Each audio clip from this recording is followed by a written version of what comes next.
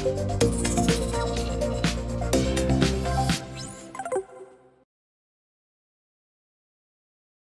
everyone.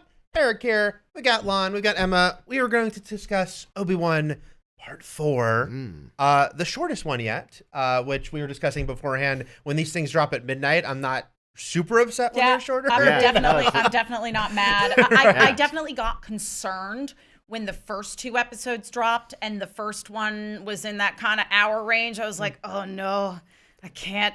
I'm too old for this. Yeah. It's okay that they go back and forth. You know, they do what they do.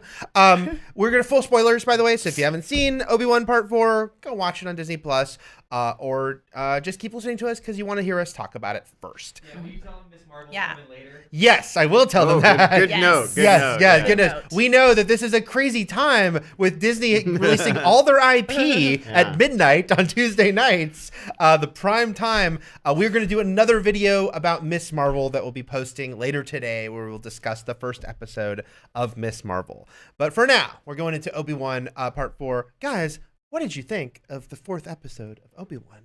I thought that this was the episode where the least amount of story happened, but I enjoyed the action and I wanted to play this as a video game.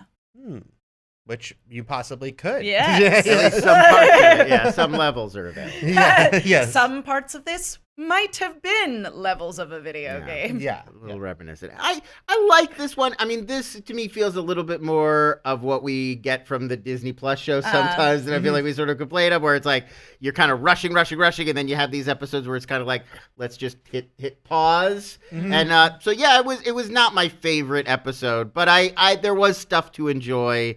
And I really do like getting to know the Reva character. I feel like it's an interesting take. It's a different take on a Star Wars villain. And I'm enjoying Moses Ingram getting to have a little bit more time to sort of develop this weird character whose motives we still clearly don't totally understand. Yeah, right. It was interesting because my partner watched the first couple of episodes with me. And then as I was watching the one this morning, he asked me, he's like, so have we found out that the third sister has complex motivations yet? And I'm like, nah, they're still just alluding to them. At this point, she's just kind of evil.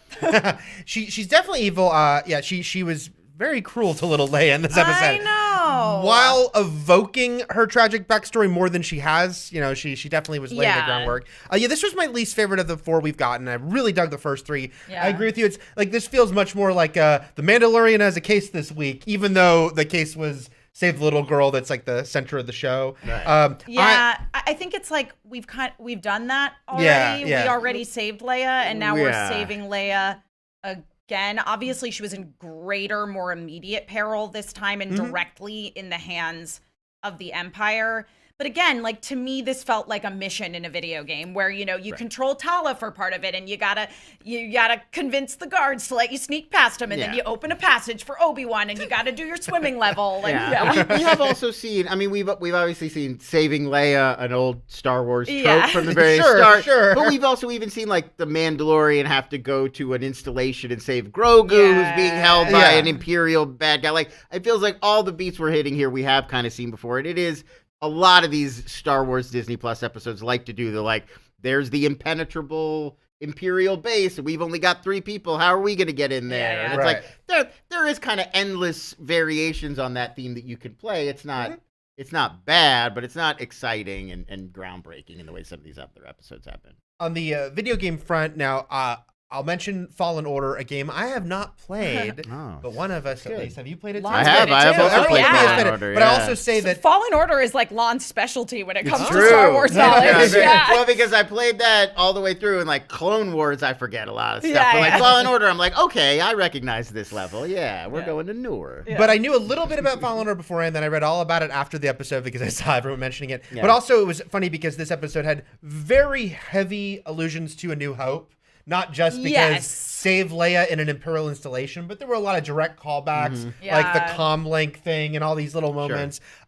So it really felt like this was A New Hope meets Fallen Order. Was like the description of this episode. I was even thinking as they were escaping the Fortress Inquisitorius on Nur, which is the underwater fortress, as they're kind of running through the hallway. First of all, I was thinking about the hallway designs of Imperial bases and ships, which all conveniently have little slanty things you can hide behind so you don't get shot.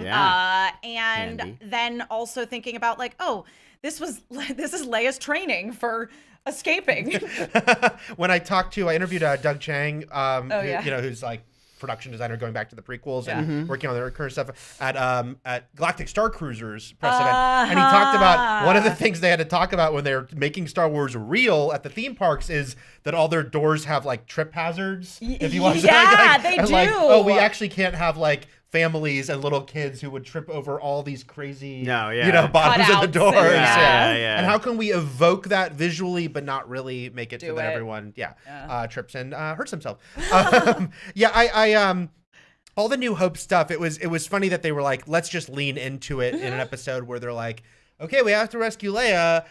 Let's just sort of like not be coy around it. But also the Imperial design thing, I was mentioning this to Ryan right before we started. I saw someone complaining that about the design of this fortress and the underwater design, which visually is awesome. But it's like, hey, this doesn't seem like a very smart design. I'm like, that's the Empire, man. Yeah. Like as we all joke about, no guardrails. Remember? Like that's their thing. Yeah. Looks cool, dangerous. Totally. Also, like Death Star fatal flaw in the design. Well, even just like, the Death Star, you're constantly walking around and there's just like an endless chasm. And you're like right over there. Like they're not taking a lot of precautions. There is so much just like gaping space on a bridge that's suspended like 200 feet in the air, guardrails. They're just not really very concerned with those sort of safety features. Palpatine, really, if you think about it, he is all about like, this looks cool. They really, safety is not They set themselves up. There's a moment where Obi-Wan kind of hides in this corner to wait for a stormtrooper and then grabs him and like knocks him out. And they're setting themselves up beautifully for now he's going to disguise himself. Very New Hope style as a stormtrooper. And then he doesn't. I was a little disappointed that he didn't. I know. Because tactically, it would probably have made sense. Like, he's so obviously visually a Jedi in those brown robes. Throw on a stormtrooper outfit, man. I know. Because also, we haven't seen Obi-Wan in live action wear a stormtrooper. I know. I thought for sure when you saw him grab that guy from behind, I'm like, we're getting We're getting you in the stormtrooper gear. He does hide Leia under his Imperial coat. He doesn't go full Muppet Man, which is what I wanted him to do. Yes, like, I know. Stack her up. Just put her on his shoulder. Vincent Adultman style now. Yeah. Which I saw some people were really angry about it, but I'm like, they do get. I understand the stormtroopers are running by them, but Reva, they don't get on the ship and get away. Like, they get. The disguise was bad. It was, look, Obi-Wan rolled a deception check, and he got maybe like a 7.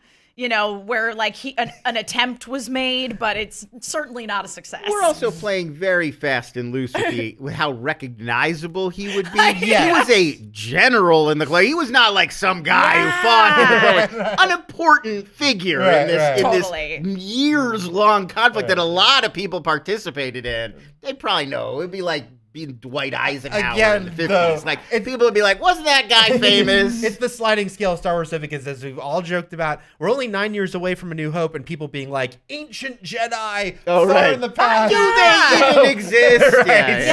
So you just have to think of those 20 years, like they just rapidly, like that is so true. Because I feel like even Star Wars Rebels, which is, I don't know, 5 years after this, maybe. I mean, Star Wars Rebels gets pretty close to like Rogue One, but not all the way up to it. Even in Star Wars Rebels, the Jedi feel a little bit more, even though the Inquisitors are in there and they're clearly hunting down the 2 Jedi that are in the whole series, aside from Ahsoka, who also, turns up. But, the first season, by and large, it's like Kanan and Ezra are the only Jedi that we're aware of that are aware of each other, and they're being hunted by the Inquisitors. And it does feel even more removed from like, I don't know, man. Like the Jedi really are just kind of a whisper, and they're fading away. But here, everyone's like, there's a lot of Inquisitors in this show, is what I'm saying. Yeah. Han Solo would have met like one guy. Would have been like, no, there's Jedi. Yeah, exactly. I've seen people with lightsabers. Yeah, they're maybe Corellia is just like a no-fly zone. You sound ridiculous. Right? Bruins fan 1144 says the Empire is not unionized. No, clearly not worried about safety protocols at all. No, they are definitely not. I mean, no again, OSHA in the Empire. We get these like smatterings of personalizing stormtroopers, like we mentioned last week with Frex buddies. Yeah, right. Where they give them like the cop dialogue. Yeah, so they probably complain about that too. Well, we talked about this too. The one complaint that came up that I saw on the internet about this episode was that a complaint on the internet. I know, amazing. Was that I've never heard of it. Tala was so easily able to get past the Imperial Guard by playing on his fear, like, well, I'm gonna tell the Grand Inquisitor about this, and they're gonna have your job, buddy. And like, that's such a Star Wars trope because it so fits in with what the Empire is and what they're all about. It's a critique of trying to rule through fear and these power hierarchies, and that's how she's able to use their fear of one another in this like rigid loyalty hierarchical system to like get away with stuff. Yeah, that's such a good point. Yeah. I loved Indira Varma in this episode. I thought she totally ran away with it. I liked her a lot in she this was one too, absolutely the standout to me, and I loved seeing her even play the duality with the third sister, where she's like, I don't know if you're lying to me or you're lying for, like seeing her have, it was just such a great moment. Yeah. It's also a cool idea that we haven't seen explored a lot of like deep cover in the Star Wars universe. Like the idea of temporarily posing as a guard or whatever. We've seen that a lot of times. But the idea of like, no, I'm going to spend years working my way up the Imperial hierarchy. And I guess Mads Mikkelsen, I'm blanking on his name in Rogue One. Galen Erso is kind of that idea of like, I'm going to get this important position and then undermine from within. Right. But it is a really interesting take on it that we haven't seen. I agree. We hear about it where they're like, oh, we have an agent inside the Empire. We never really spend time with those characters. No, I agree. It's a nuance, but it's a nuance worth exploring because when I saw some people mention like, yes, because this episode was filled with Star Wars tropes, because it's Star Wars.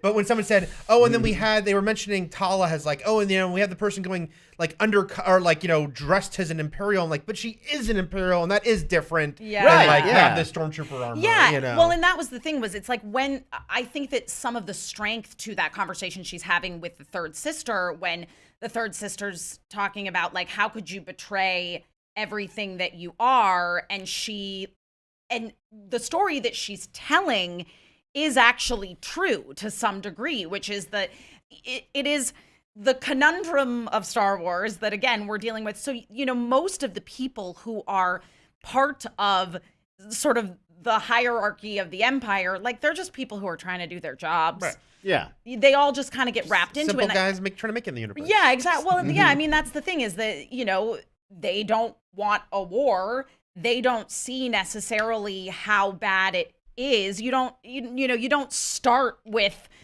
completely abusing people and being oppressive. You get on their good side first.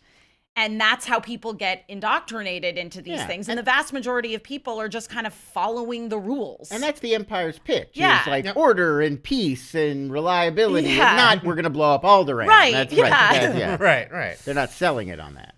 Let's talk about a room full of dead Jedi. Oh, man. The creepiest moment of this episode. I had this weird moment when they went into that chamber where, because you didn't get stuff in like clear focus straight off the bat. Right. So I was like, they can't be frozen in carbonite. That is totally against Star Wars canon, where they said that Han Solo was the first person to ever be frozen in carbonite. They'd only used it to transport goods before. It looked like amber to me. I thought it was Jurassic. Jurassic. I know, it was like Jurassic amber. We all had different theories. I was like, are these the Snoke jars? We found the Snoke jars. The Snoke jars are coming. It's early. I know it's early in the timeline, but with that color, I was like, hang on. What if it had just a meeting where they're always like, is it Snoke jar time? I thought for a second, like, are they going to be like young Snokes? Are they like, what kind of Snokes are these going to be? It wouldn't make sense if they were a fully formed final Snoke. These have got to be a proto Snoke. A baby Snoke's gonna they be were so not. adorable. They weren't Snokes at all. Although whatever they are suspended in, it does look like the same material that Snoke in his jar is suspended in. I will say. Yeah. Mm-hmm. I mean, I wasn't. He said it's a tomb, so I'm like, I guess they're supposed to be dead. Yeah. Yes, these were. I believe it's supposed to be like a formaldehyde, like they're being preserved somehow. It's creepy. It is creepy. Yeah. Well, I mean, I guess that maybe the thought process is you can. This is horrible.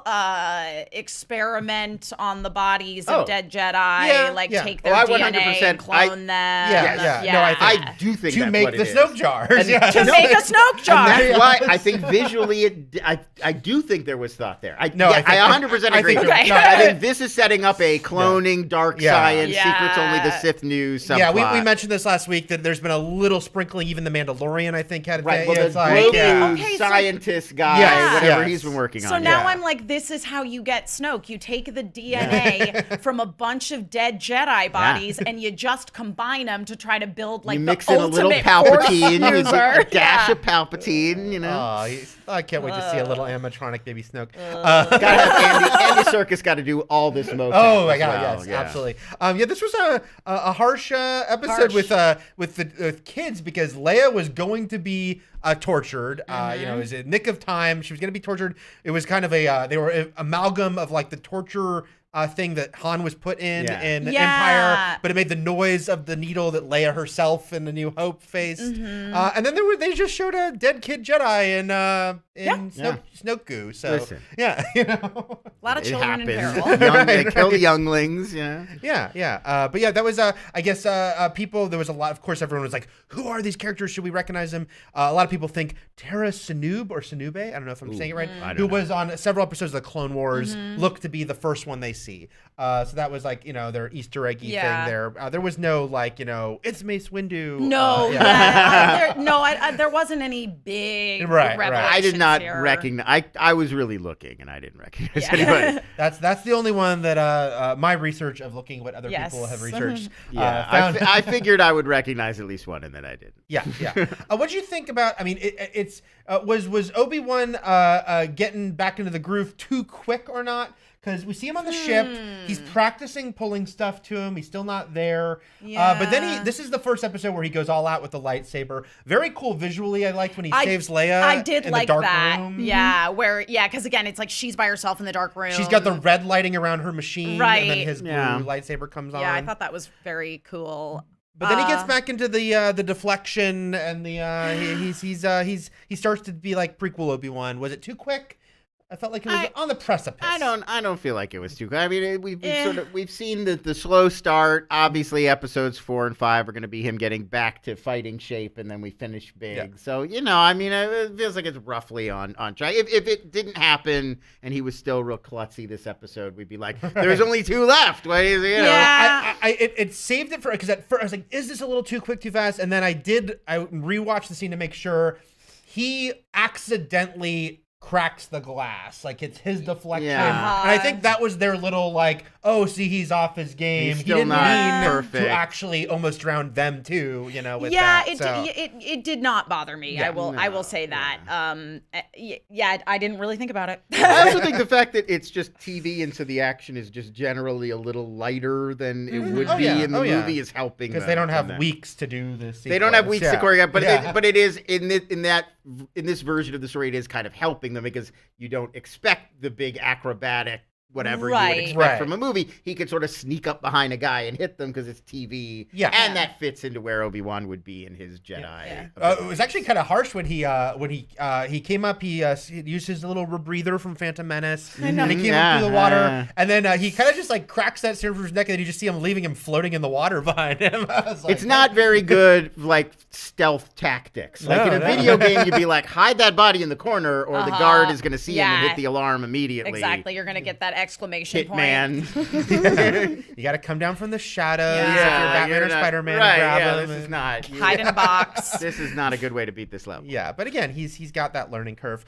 We met Roken here, O'Shea Jackson Jr.'s character.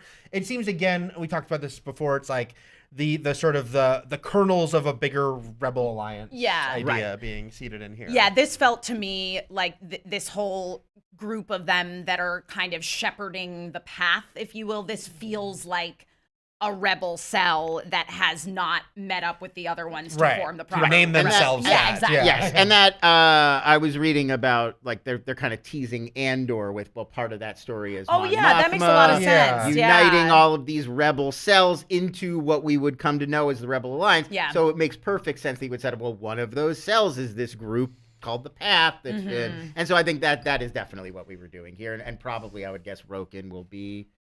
We will see more of him in the He future might as be popping up. a key member of this early. And we're seeing consistency with people having some resistance to helping out somebody who's as high profile as Obi-Wan is. Right, you know what I mean? right. Because Yeah. as you point out, Lon, like, Obi-Wan is extremely famous. Extremely famous. He can't have At had least that for a many couple more generals. years. Yeah. We only know about a few, right? Right. General Yoda, General Leia, General Kenobi. Yeah. Like, how many more generals were there? General Skywalker. General Skywalker. Yeah. Yes, yeah. Kiari Mundi. Kiari Mundi. Yeah. Forgive me, General off-screen Windu. guy. Yeah. Give us more of that. Wait, does every Jedi just get to be a general? Is that how it works? Kinda, yeah. I think in the Clone Wars, In the Clone it kinda Wars, kinda, was. yeah. Yes, Because man. wasn't even Ahsoka a general? I think eventually she was. That's ridiculous. That's like, you got to earn that. Yeah, You I can't think the just- clones referred to her as like I General think Tano they did. sometimes. Yeah. But yeah, and I don't approve. I liked Roken, his backstory that he was married to a Jedi. And the Yes, Inquisitors, yeah, I liked that too. Came for her. So we have this personal thing. I was fine with the Wade and Sully, which were his two buddies who Wade gets killed and Sully's sad. And yes, it's not like we had any investment in this, but I think it's more that laying of like, this is gonna radicalize them even more. Like, the idea that they're even more now gonna be motivated to Just like they're become... just two dudes with Earth names. Right. Not in, like, Well, that's the Wade. funny thing in Star Wars from the beginning, Wade, yeah, right? there's From the always like a moment they Luke were in like, there, Ben is a name, Yeah. but so is all these weird But so Jabba the Hutt. is Yeah. Anakin. Right, Yeah. right. And Qui-Gon Jinn, yeah. Yeah. So it's very strange, rolling the Luke, dice. I mean, that is Yeah, no, truly an it's always been a thing, but it's like Wade. Like George, it just felt like George's mood was like, am I going to come up with some weird, crazy name? Yeah. Let the kids handle this one. Was it Phil Tippett at Celebration? There was that panel for Light and Magic, that ILM documentary, and Phil Tippett was telling about how he would show on Return of the Jedi. He would be like, "Here, George, here's a bunch of alien maquettes," and George would be like, "Okay, he's that's the keyboard player for the band, and that's the singer for the band," and then he's like, "What's this?" And he's like, "That's a calamari man." And he's like, "Okay, that's Admiral Akbar." And he's like, Phil Tippett would always come up. I mean, Phil Tippett was like, George would just have these stupid names he would throw out. I was just like, that I do like George holding up the maquette, like, he shall be Admiral Akbar. Yeah. Like, did he have that name already, or is he just like? It just came to his it brain. just came to him. I right? really like the idea that George Lucas was just like, I don't know, that's the name for this thing. What do you think? I don't know. But that's Dexter Jetster was his kid. His kid named that one. That's the yeah, famous that's story. right. That's right. Let's see. Xeno Hour. Actually, I'm glad Xeno Hour asked this question because I forgot to mention this at the top. Asking, when will Disney make real life back to tanks? There's so much money being man. left on the table. I mean, like, just like as a tub, or you want it to is heal it you? gonna As be as an afloat? actual medical device, Yeah, Disney, like this if you is get what burned real bad. you should be investing your money in, okay? Give back to the medical community. Make this available to anybody that needs it at a reasonable cost, with or without insurance. Yeah. You can afford it. Well, that's what I'm saying. Like, is it the idea that it's an actual functioning will heal you, or is it just like you can float in some water? I mean, in the real life version, right? just Yeah. float in some water because Just we float in don't some water we with don't have healing with an water oxygen technology. Yeah. Yeah. Why Well, not? Bacta is like the name of the substance. Right. Yeah. That Because they got back to patches and some Right. stories. Yeah. I So, mean, yeah. and It's a Finn has the whole healing- Bacta suit in that's beginning right. of Last Jedi, and Yeah, back to it's good for you. It's great. And I put him in my notes back to duality because the opening I did enjoy on the nose, but Star Wars is, and I Yeah. liked it.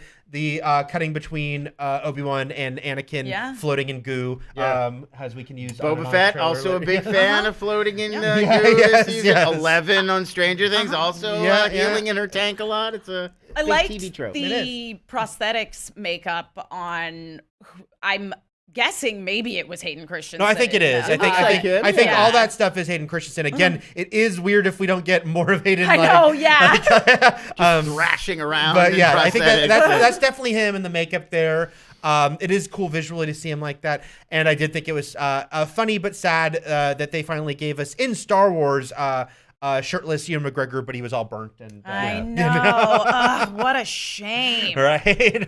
What a waste. No Moon Knight glamour shot. Shirtless man. He didn't get the Marvel abs moment. Not yet. Not yet. Right. We'll see. I'm horribly burnt moment. I felt bad that Reva's like, an old man. Like, I know. Like they're like really laying that on with him. The thing is obviously there's a lot of conversation about how did we go from like this Obi-Wan to Alec Guinness Obi-Wan in just 9 years? But the fact of the matter is like Ewan McGregor, the age difference between Ewan McGregor now. and Alec Guinness then is what? It's I did the math and it's like 9 years from now, right? Ewan McGregor will be like just 2 years younger than Alec Guinness was. Yeah, exactly. And also, I don't know. Yeah. Like, people think that you go gray very, very gradually over the course of 30 years, but that's not true. Like, Johnny Knoxville went gray like while they were making Jackass Forever. So it's not as impossible as it seems that he would become an older looking man. The Guinness saying, but I was just like, hey Reva, you're mean about this guy. Though she was very mean in this episode. Yeah, she's not a nice person. She's not a nice person. Yeah, she was very mean to Leia there. They layered in. This was like an episode that was definitely big on sort of the Easter egg glory stuff. Pablo Hidalgo I noticed has like a credit that's like lore consultant or something like that. And it felt like there had to be a lot of suggestions from him on this episode because Reva mentions Balnob, planet from the Clone Wars. Right. Tala mentions Florim, planet from the Clone Wars. Right. And then I did look up because I hadn't played Fallen Order that the cool looking troopers in black with the Purge troopers. Purge troopers. Were also but I actually read the issues of the Darth Vader comic book with them. I forgot that. Yeah, they are in some of the Darth Vader comic books. They're sort of introduced in Fallen Order as being stormtroopers who kind of specialize in fighting Jedi. Yeah. Right. Yeah. They're like better. Like they're harder to beat than regular stormtroopers. Yeah. And again, this is something that we all, I think, just accept. And again, Lucas started this, but it's like in the first two movies, there's just the regular stormtroopers, and then we see the snowtroopers, and then there's the biker scouts. But then we start to get layer in more and more of like, there was like a lot of variations on these guys. Right. It's because of toys. We just need to sell you. What are you talking about? You already owned stormtroopers and you needed to buy more figures. Never the reason. Eric, it's because of the toys. They gotta introduce new costumes. There's Star Wars toys? I should look into that. I don't know if you guys have noticed, but Marvel movies too. They always get new costumes. I don't know why. I was thinking about gotta get a new outfit. I was thinking as an aside about how many outfits Tom Holland has had in Spider-Man. Gotta get those upgrades. I was like, he has like 6 suits per movie. Right. Well, listen, we gotta move some units. Yeah, we gotta switch. They gotta sell all those toys so they can invest in making real life Bacta tanks. There you go. Exactly. It's all going to a good cause, guys. It's gonna save lives. Toys save lives. King of the Sharks franchise question. Does it bother you that in post-Lucas Star Wars stuff, Force users can levitate / pull organic people in midair, like him saving Leia? In George's films, they'd only choke or push. In my humble opinion, it's overpowered. I feel like there was some slight levitation with the choking. He could lift you up a little pull people bit. up. And let's face it, Lucas also is the one who was like arbitrarily like, did you know they can run like the Flash, but then never used it again? Used it. So it's like there was definitely Here's what I will say about it.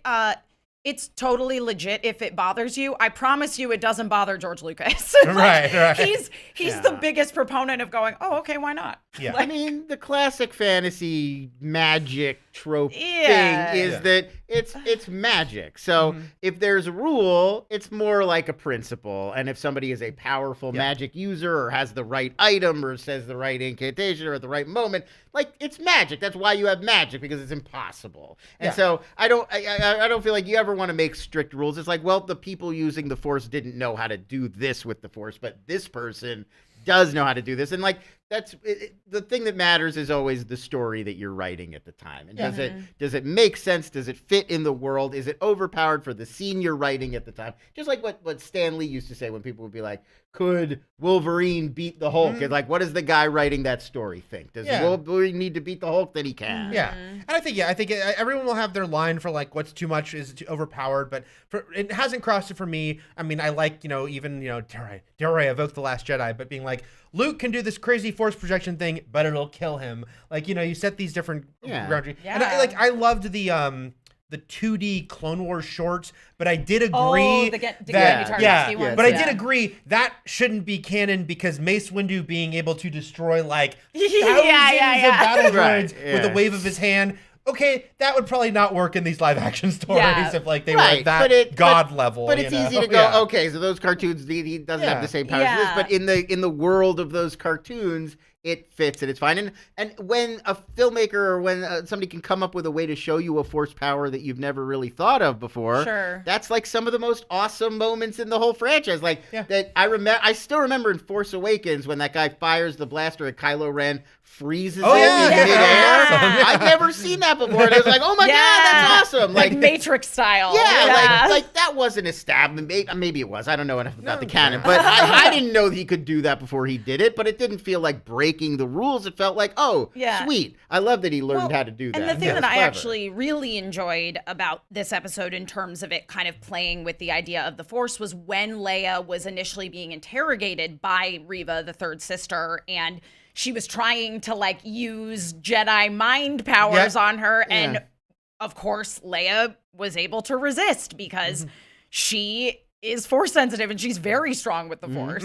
And I loved that. I thought that was really good too. It's funny, I just jotted that down because because also it's like, again, we have to account for the fact that like Lucas has talked about, he didn't know Luke and Leia were sister and brother when he introduced Leia. Right. So now we do have to account for the fact that like, she did have the Force. Maybe she never like used it to the full extent that she could, but now they're telling this story and they want to acknowledge that fact. Well, and so we've discussed it before that so much of the way that like Leia's kind of connection to the Force materializes is through this tremendous amount of like empathy that she has, and she can like sense people's presence and whatnot, and like Luke can call out to her through the Force and things like that. So that all makes a lot of sense to me. And now that I'm thinking about it, it's like, oh well, now it kind of feels right that like that's part of Ben's Force powers is like being able to establish this connection with Rey, Kylo Ren, but and I think that it makes a lot of sense that we are getting these allusions to like her Force powers throughout this. And I also really like how just like this little girl, for me, I so believe that she grows up to be the Leia that we meet in A New Hope. Like she's already like super mouthy with Imperials and I also caught, and I'm sure it was a conversation they had at the beginning of this episode. Reva is lying to her and saying Obi-Wan is dead. And she looks really upset, and then she stops looking upset. I'm like, they have to again kind of like fill in blanks, like the fact that, as people have joked about, Leia doesn't act openly upset that her planet gets blown up to the extent that you might expect. But then comic books and things have been like, hey, that she's all about compartmentalizing mission from her. And I'm like, okay, they're establishing this as a little girl. For a second, she's like, and then she like closes that off, Yeah. And I thought that was cool. And then also, I was going to mention something about Leia that I completely blanked on, so maybe I won't mention it.